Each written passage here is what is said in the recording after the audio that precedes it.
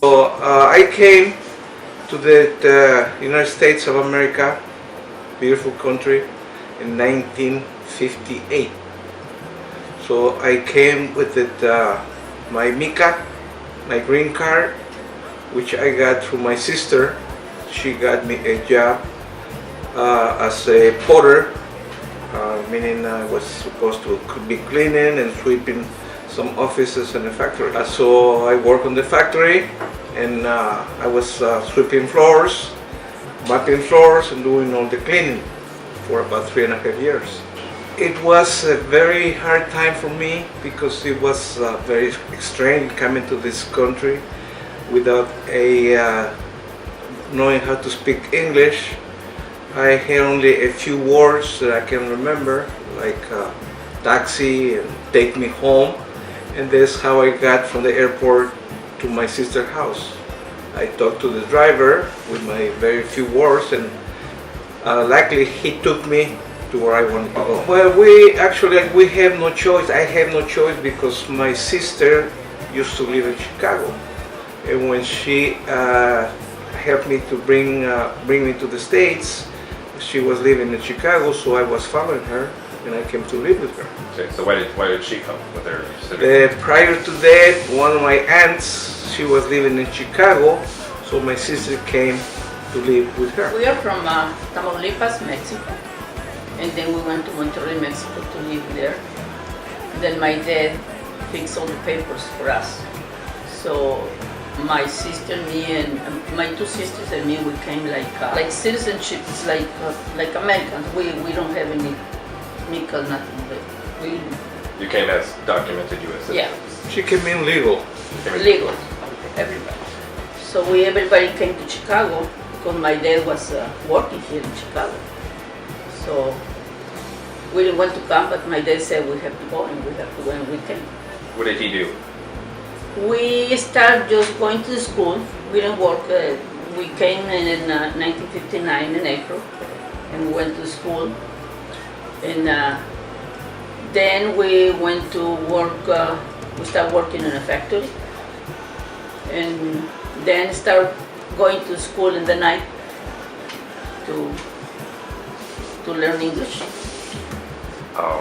What did your dad do? What was his job? My dad was working first was working in the tracks. The railroad?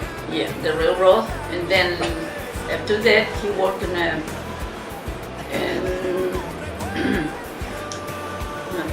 bakery.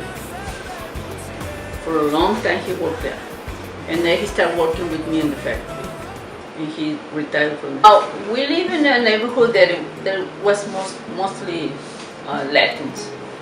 But when I started working in the factory, I have a very hard time. I cry a lot because I couldn't understand. And the people were rude. It was naturally, I mean, if I don't understand, I mean, they got frustrated. And not the boss, the people around me.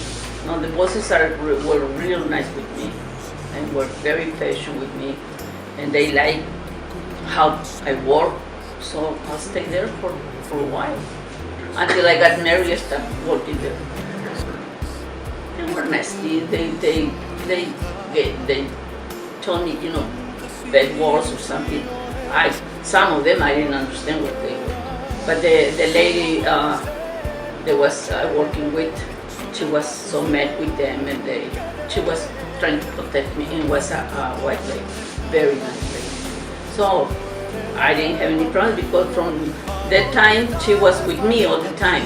So she was always speaking for me. Well, unfortunately, when we got married, we were broke. No money whatsoever. We didn't think about what we were going to do. We wanted to get married, we wanted to be together, so we got married. And after we got married, I worked to bring the bread to the table, and she stayed home.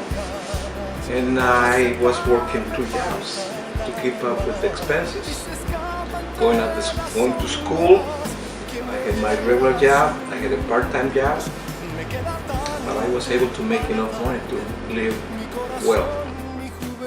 Okay, so the bottom line, after living in the States for close to 50 some years, I was able to go to school, learn, raise a family. I have a beautiful family, and if you guys work hard at anything that you decide to do in life, you will be successful financially. That's all I wanted to say. Thank you, guys. Pues, maestro. Ya no estarás y quedo en el desierto de mi soledad. Solo huellas del ayer, solo trazos de un